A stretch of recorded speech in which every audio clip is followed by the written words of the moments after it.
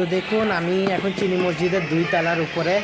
দেখুন তো এই সিঁড়িটা হচ্ছে টাইলসের তৈরি আর চীনা মাটির তৈরি।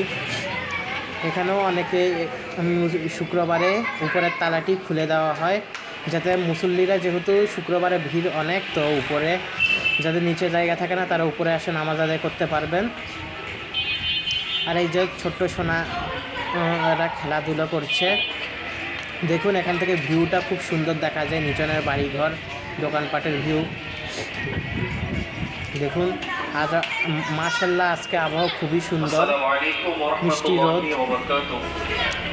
দেখুন অবকাঠামোগুলো দেখুন। তো এই যে ওখানে যেহেতু এইটা মনে উপরে কাজ চলতেছে, এই জন্য বাস দিয়ে রাখছে।